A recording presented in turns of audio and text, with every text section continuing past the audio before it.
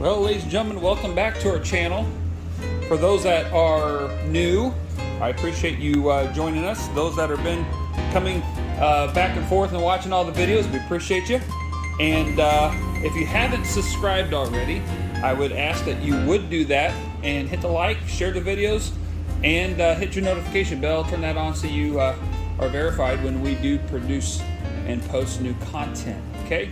Today, what are we doing? Well, nothing specific, just going to kind of let everybody see just a little training session with Opal here.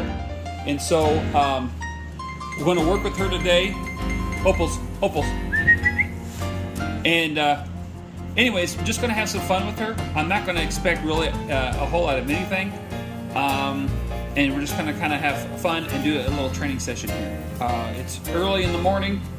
I don't know what time it is specifically, but it's enough light so we can have some good lighting in the building here. So as you can tell, Opal is a leash chewer. We are definitely working on that.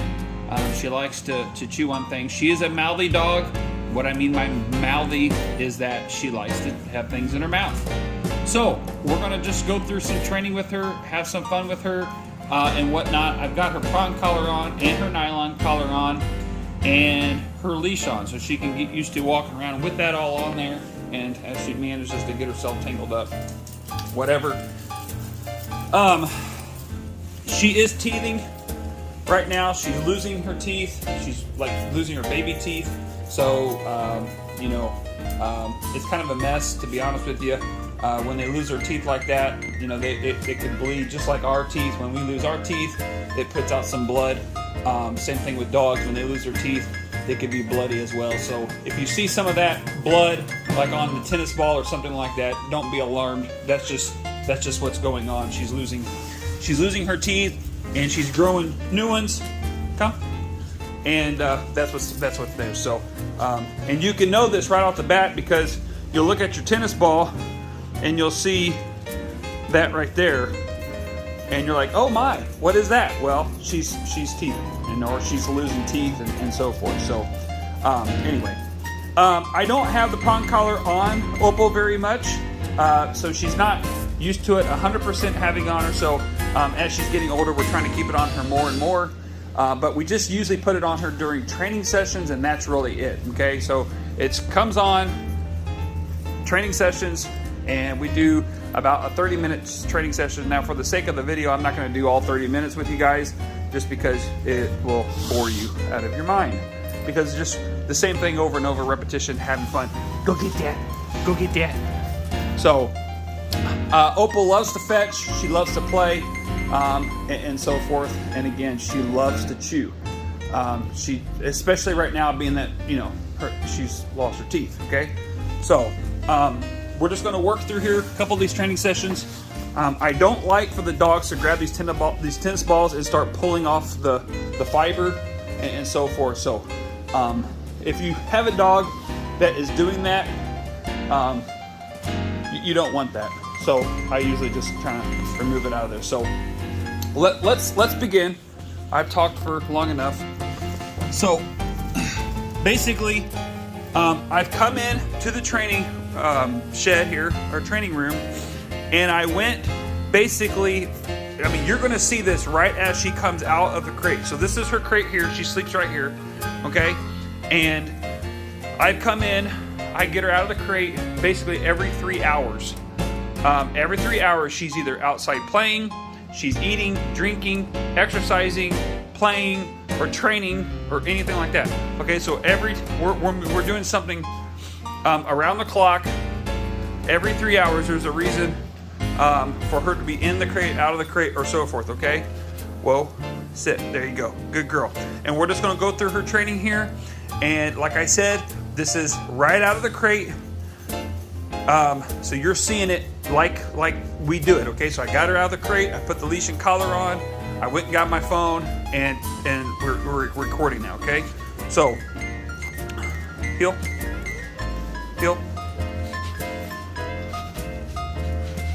Good girl. Whoa. Sit. Good girl. That's a good girl. Good girl. Okay, heel.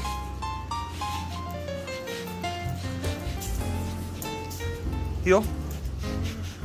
Good girl. Good girl. Heel. Whoa. Sit. Good girl. Good girl. Stay. Good stay. Good stay. Okay, come. Good girl. Whoa. Front sit. There we go. Front set is her sitting in front of me like that. Okay. And then down. All the way, baby. All the way. Get it back the camera out. All the way. There you go. Good girl. That's a good girl. That's a good girl. That's a good girl. Okay. Good job. Okay, come. Yeah, you knew that was coming, didn't you? Okay, back this way. Heel. All right. Whoa. Sit. Good girl. That's good girl. Okay. So basically what we would do that basically non-stop, okay? And we would break it up. Let me take this leash off of her. There we go. There we go. And we do that non-stop, and we break it up with playing with the tennis ball. And she'll grab that for me. There we go. And we'll go back and forth. We'll play fetch or retrieving, let her play, and then go back into that again. Okay, but just several. Now, if I lose her attention, or she's not doing what I want her to do, then we need to end on a good note. Okay. So, for example, say I throw the ball out, she'd go out and just not want to work with me. Okay, I would have her go out and get it one more time, bring it back like I want her to, and then be done. All right. So you want to end on a good note. All right. Then what I do is we'll do a whistle, a series of 3 whistles. Okay, it gets her attention, and then we put food in the crate, and she hears it. She'll go chase the ball. Okay, and crate. Okay, and then we will shut her in. Now, you're saying right now, oh my goodness, what about her prong collar that you left on her? You can't do that. We're right. We're just training. Okay, so don't panic. I'm not walking out of here and leaving the collar on her. So don't panic. Don't panic. So that's just how we do that. Get them used to going in the crate. You can leave the door open and then let them go in and out of there and play. You can put the toys in there. They'll go in there and lay down and play and different things like that. Okay. This does have a divider in there. It's hard to see. It's about midway back. And basically the idea is when they're standing, you do 2 inches in front of their butt and 2 inches in front of their face. That gives them enough room to move around. Just a little side note here really quick now that I'm seeing it and it's coming to my mind. If you have a puppy and you're putting the divider in, now you can see it a lot better. Put your handle, like I have this handle here, put it 1 notch back behind this one here. See this? If you put it up here, if you have a puppy that's smart like Opal, she'll be able to pull this off. Believe that or not, I've come in here several times, and as many years as I've been doing this, I put my handles here, and many times I won't have any problems. But with Opal, she's super smart, and she's able to pull that off like that, and pull it in there with her. And there's the proof right there. Well, if my camera will zoom in, there you go. See the chew marks? I'm not exaggerating. She is super smart. So I put it back behind that divider. So here in a minute, maybe a day or two, excuse me, we're gonna move that divider back just a little bit more to give her a little bit more freedom. And she's been proven to me that she can handle that. So when she shows me that she can handle her freedom, then we give her her freedom. And then we just little by little give her more freedom. Okay, so like for example, when I come out here in the morning about 5 o'clock, okay, I'll let her out and she'll eat over here. Her water bowl and food bowl's there. There's no water. Well, there might be water in there now. No, there's not. There's very little, let's put it that way. And there's no food in there. But I will set that out the night before, and then I come in and then I'll get her out. She can go eat, and then I could go do all the other things I have to do, and I could trust her to be in here. Of course, there's not much she can hurt herself with, but she showed me that she can handle being in here by herself for just about 10 minutes. She's perfectly fine, doesn't get into nothing, she doesn't chew on nothing, she doesn't drag on nothing. And I've got our dehumidifier here, And that's the only cord that's going up the wall right there, because I got all my electric up high so the dogs can't shock themselves. So it's all up high. All my outlets are way up here, okay? But like that heater, that's a dummy heater, okay? And so is this one. That's a dummy heater. They're not plugged in. They're just there to teach the dogs not to chew on the cords and to play around them and knock them over and so forth. So they're just complete dummies. Then this is, I got a bottle there for my chemicals that I spray on the floor to disinfect and keep this spotless back here and keep it clean. So I do that. That's there. They do not touch that. I've got my air compressor here, part of our sound training, different things like that. And I got my sound system to my left. So we work on all that and give them give them freedom to do that. So she's a very compassionate dog. Now I'm gonna just wrap it up really quick here, and I'm gonna show you what to do when she doesn't come to you, okay? Because I already know her personality. Because she wants to be out and play. She wants to be out and spend time with me. You can tell she's a pretty, she's a very smart dog. I'll put it that way, okay? She knows her body. She knows what she's doing. She's very in tuned in her surroundings, okay? But I want to show you what to do in a situation where you tell them to come, they do not come right off the bat, because I already know what she's going to do to me, okay? So I just want you to see this and see how this unfolds. All right, Opal, come. Now, good girl, good girl, good girl. I got treats in my hand. All right, okay, great. Right, there you go. Now all I did was just gently pull her collar, and I pulled her nylon collar to her crate, okay? And now I'm gonna be here. Let me set my phone up here real quick. I'm gonna be honest with everybody. She didn't do what I thought she was gonna do. She actually came a lot quicker. Now I've been working on that because I want her to come to me when I ask her to come, okay? But most of the time what she'll do is she'll sit down there and she'll sit there and stare at me. And she'll look at me like, do you really mean that? Do you really want me to come to you? And stuff like that. So what I was gonna do, she didn't do what I wanted her to do. But what I wanna express to you in words, I can't do it visual because she didn't do what I wanted to do. Actually, you know what? Let's try that one more time. Let's just try one. Maybe she will. Okay, there you go. Go get the ball. Go get the ball. Where's the ball, Opal? Where's the ball? Go get the ball. Go get it down there. Here, let's just walk down there. Go get the ball. Go get the ball. There she goes. Okay, now I'm gonna whistle like I normally do. Okay, I'm gonna have a little bit of food in my hand. Okay, come. Okay, see that? I have no way of getting her to come. Now she knows to come. Okay, she knows what to do. Now, what I want to show you guys to do this. If your dog does not want to come, she's way down there or he's way down there, don't want to come. Be patient. Don't overgive the command. Okay, be patient with your dog.